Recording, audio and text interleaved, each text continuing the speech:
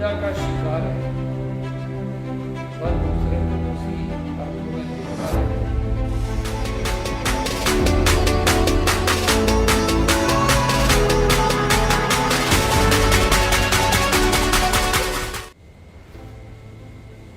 प्रिय देशवासियों, members of rosemary family, अनेक पर्व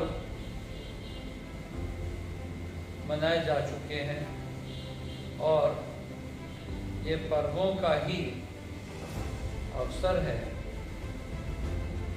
सावन, भादो और इसके आगे के मंथ, जब भारत में पर्व ही पर्व होते रहते हैं।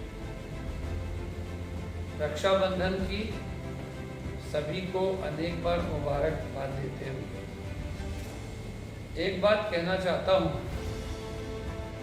कि प्रिय देशवासियों, हमेशा दो चीजें हमेशा हमें याद रखनी है। नंबर 1, बुरा जो देखत मैं चला बुरा न मिलिया कोई, जो दिल खोजूं आपने मुझसे बुला।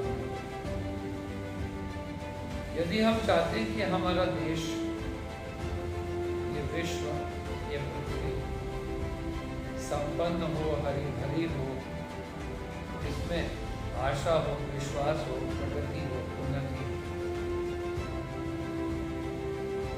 तो हमें आलोचना से बचना चाहिए। हमें ध्यान रखना चाहिए कि आलोचना किसी को भी अच्छी नहीं लगती, बुराई किसी को भी अच्छी नहीं लगती, कमियां अपनी कोई भी नहीं जानना चाहता। सभी को लगता है कि हमसे अच्छा कोई नहीं है, पर उपदेश कुशल हो तेरे, ये कहावत बहुत सत्य है, लेकिन फिर भी सभी लोग दूसरों को समझाते रहते हैं। जीवन का प्रत्येक क्षण अगर एक पर्व, एक उत्सव, एक कार्यक्रम, एक पद्धति बना दी जाए और उसमें बुरी बुरी प्रशंसा की जाए, तुम्हारी वजह से ऐसा हुआ, तुम्हारी वजह से ऐसा हुआ, अपनी सारी उपलब्धियों के लिए श्रेय अपने प्रियजनों को दे दिया जाए, तो संभवतः सभी खुश रहेंगे। यही तर्क कहता है, यही समझदारी भी कहती है। हालांकि ये बात भी ठीक है कि fools praise themselves and wise persons praise the fool। तो अगर हम वाइज हैं, अगर हम इंटेलिजेंट हैं, तो वाइज और इंटेलिजेंट के साथ साथ हमें धैर्यशील भी होना है।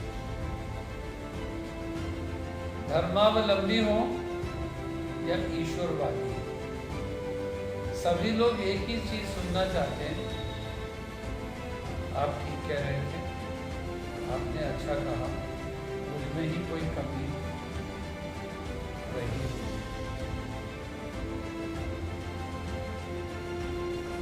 बुरा न देखत मैं चला बुरा न मिलिया कोई, मुझसे बुरा न कोई।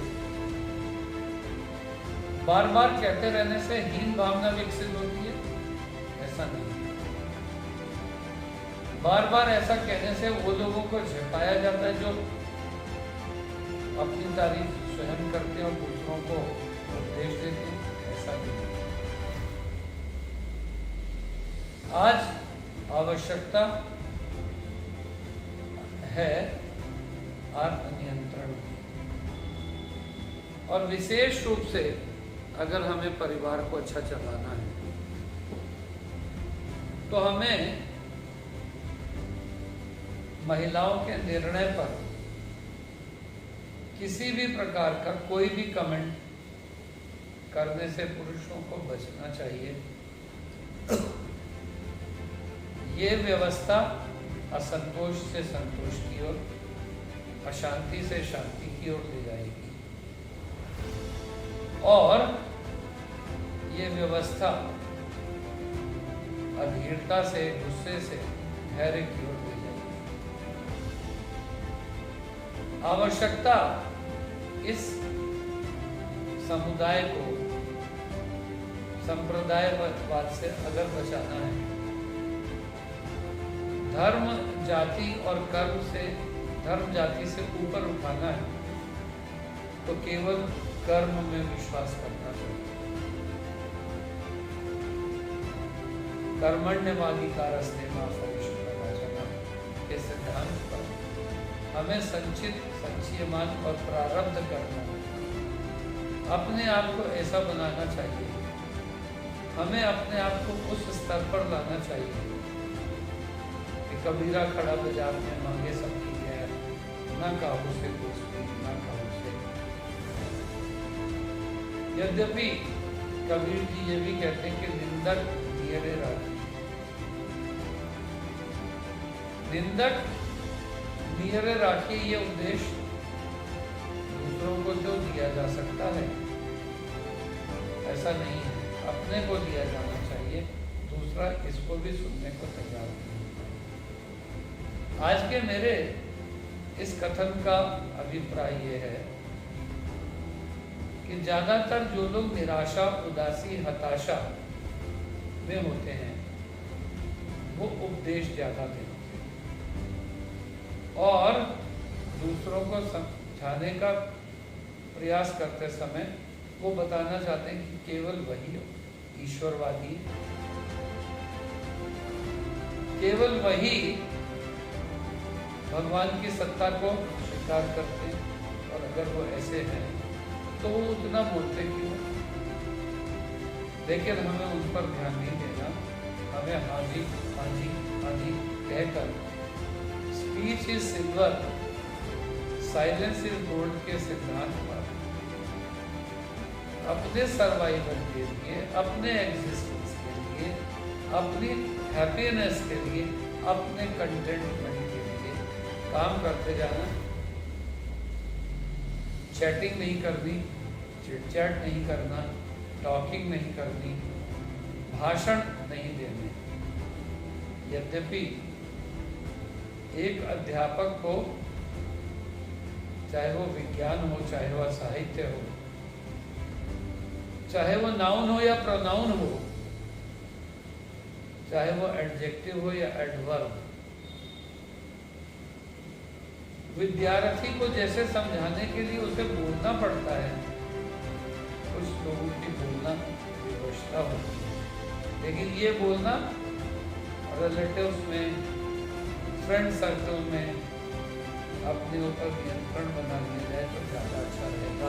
और पॉलिटिक्स में तो बोलना बिल्कुल ही निषेध होना चाहिए, ताकि कोई किसी बात का एम्बिग्युइटी के साथ अर्थ का अनर्थ न बना सके, एक शब्द के दो अर्थ न दे जा सके। जैसे रोको मत जाने दो,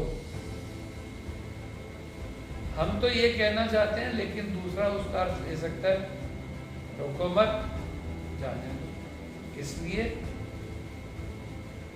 जो व्यक्ति जिस पीड़ा का शिकार है वह दूसरे को उसी अर्थों में देखता है, इसलिए दूसरों को से बचने का एक ही तरीका है कि कोई कहता है ऐसा ये काला लग रहा है, अच्छा, ये सफ़ेद लग रहा है, अच्छा, इसे को गुस्सा बहुत आता है, अच्छा, कहकर उसको पूछा करके उसे बढ़ा दो, उसे लगेगा कि हाँ वो ठीक है, और वो अपनी तारीफ स्वयं करता जाएगा और अपने कांटों में स्वयं किसी वक्त फंस जाएगा। तो यदि हम कांटों से बचना चाहते हैं, यदि हम आलोचना से बचना चाहते हैं, यदि हम लोगों के कटाक्षों से बचना चाहते हैं, यदि हम लोगों की आह लगने से बचना चाहते हैं, तो यद्यपि हम भगवान तो नहीं हैं, भगवान जैसे हो सकते हैं जैसे कि भगवान की जो लाठी है उसके लगने की आवाज़ तो नहीं होती, लेकिन उसकी पकड़ बहुत मजबूत है। उसी तरह से साहब से सब होते हैं बंदे थे कछुआई, राई से पर्वत करे पर्वत राई। तो यदि हम चाहते हैं कि कोई अपनी बात को, राई को पहाड़ बना रहा है और अपने को ठीक सिद्ध कर रहा है, तो हम उसे करने दें, उसके सामने अपनी समस्याएं न रखें, क्योंकि लोगों को समस्या सुनने और समझाने की, जानने की आवश्यकता नहीं है, उनसे ज़्यादा कोई समझदार होता नहीं। ऐसा हमारे भारतवर्ष की महिलाओं ने अपनी धारणा बनाई और कहा यह जाता है कि भारतवर्ष पुरुषवादी समाज है, मेल डोमिनेटेड सोसाइटी है, लेकिन समाज का एक भी पत्ता महिलाओं की इच्छाओं के बिना हिलता जैसे नहीं है। तो ना हिले वो अच्छा भी है, क्योंकि पृथ्वी माँ है, ऐसे ही माँ माँ है, महिला ही जन्मदात्री होती है। यद्यपि बीज पुरुष डाले, उसे डालने का भी अभिमान और जानकारी न हो, जैसे वो ज़्यादा अच्छा है शांति, ऐसे ही आवश्यक है कि विश्व शांति के लिए हम आलोचना से बचें, हम चर्चा से बचें, हम बहस से बचें, हमें कुछ ना कुछ उल्टा कहना है, इससे बचें। यही जीवन में शांत रहने का सर्वोत्कृष्ट मार्ग होगा।